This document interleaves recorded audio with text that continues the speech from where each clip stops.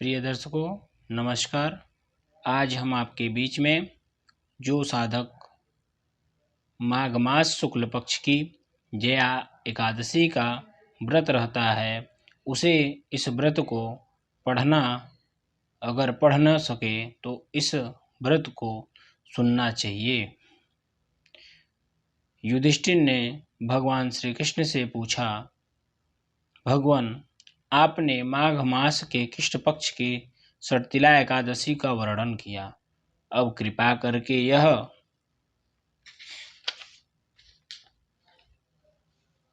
बतलाइए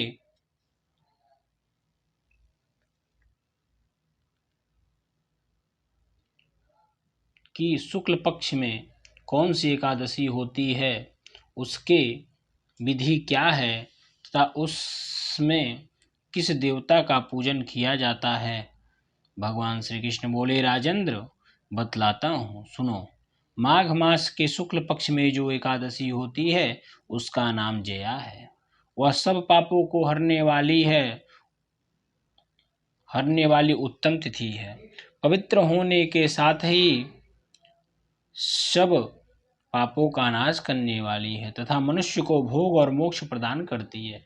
इतना ही नहीं, वह ब्रह्म हत्या जैसे पाप का तथा पिशाचत्व का भी विनाश करने वाली है। इस व्रत करने पर मनुष्य को कभी प्रेत योनि में नहीं जाना पड़ता। इसलिए राजन, प्रयत्न पूर्वक जया नामक एकादशी व्रत करना चाहिए। एक समय की बात है, स्वर्गलोक में देवराज इंद्र राज्य करते थे। देवगण पारिजात वृक्ष से भरे हुए नंदन वन में अप्सरा के साथ विहार कर रहे थे। 50 करोड़ गंधर्वों के नायक देवराज इंद्र ने स्वेच्छानुसार वन में विहार करते हुए बड़े हर्ष के साथ नृत्य का आयोजन किया। उसमें गंधर्व गान कर रहे थे, जिसमें पुष्पदंत, चित्रसेन तथा उसका पुत्र, ये 3 प्रधान थे। चित्रसेन की स्त्री का नाम मालिनी था। मालिनी से एक कन्या उत्पन्न हुई जो पुष्पवंती के नाम से विख्यात थी। पुष्पदंत गंधर्व के एक पुत्र था जिसको लोग माल्यवान कहते थे। माल्यवान पुष्पवंती के रूप पर अत्यंत मोहित था। यह दोनों भी इंद्र के संतोषार्थ नृत्य करने के लिए आए थे। इन दोनों का गान हो रहा था। इनके साथ अप्सराएं भी थीं। परस्पर अनुराग के कारण ये दोनों मोह के वशीभूत हो गए। चित्त से भ्रांति आ गई, इसलिए वे शुद्ध गान न गा सके। कभी ताल भंग हो जाता और कभी गीत बंद हो जाता। इंद्र ने इस प्रमाद पर विचार किया और इसमें अपना अपमान समझकर वे कुपित हो गए। अतः इन दोनों को श्राप देते हुए बोले, ओ मूर्ख, तुम दोनों को धिक्कार है। तुम लोग पतित और मेरी आज्ञा भंग करने वाले हो। अतः पति पत्नी के रूप में रहते हुए पिशाच हो जाओ। इंद्र के इस श्राप के देने पर इन दोनों के मन में बड़ा दुख हुआ। हे हिमालय पर्वत पर चले गए और पिशाच योनि को पाकर भयंकर दुख भोगने लगे। शारीरिक पातक से उत्पन्न ताप से पीड़ित होकर दोनों ही पर्वत के कंदराओं में विचरते रहते थे। एक दिन पिशाच ने अपनी पत्नी पिशाचनी से कहा, हमने कौन सा पाप किया जिससे यह पिशाच योनि प्राप्त हुई। नरक का कष्ट अत्यंत भयंकर है तथा पिशाच योनि भी बहुत दुख देने वाली है। अतः पूर्ण प्रयत्न करके पाप से बचना चाहिए। इस प्रकार चिंतामग्न होकर वे दोनों दुख के कारण सूखते जा रहे थे। दैव योग से उन्हें माघ मास की एकादशी तिथि प्राप्त हो गई। जया नाम से विख्यात तिथि, जो सब तिथियों में उत्तम है, आई।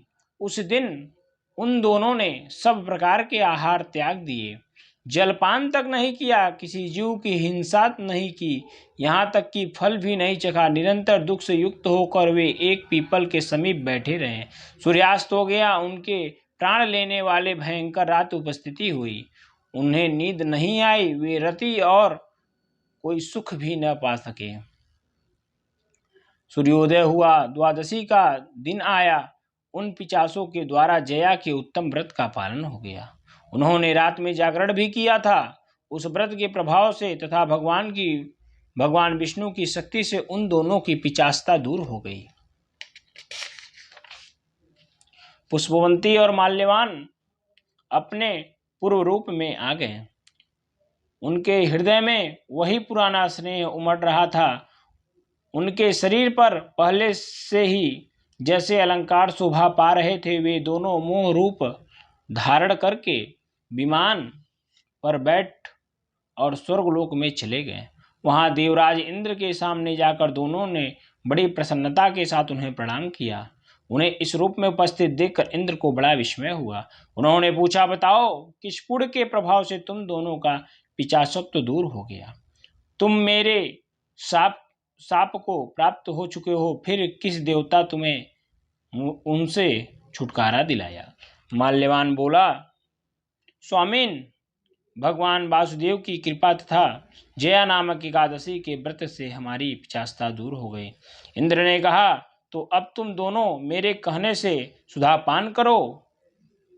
जो लोग एकादशी के व्रत में तत्पर और भगवान श्री कृष्ण के शरणागत होते हैं, वे हमारे भी पूजनीय हैं। भगवान श्री कृष्ण कहते हैं, राजन, इस कारण एकादशी का व्रत करना चाहिए। निवृश्रेष्ठ जया ब्राह्मण हत्या का पाप भी दूर करने वाली है। जिसने जया का व्रत किया उसने सब प्रकार के दान दे दिए, संपूर्ण यज्ञों का अनुष्ठान कर लिया। इस महात्म के पढ़ने और सुनने से अग्निष्टोम यज्ञ का फल मिलता है। बोलिए श्री कृष्ण भगवान की जय। बोलिए विष्णु भगवान की जय।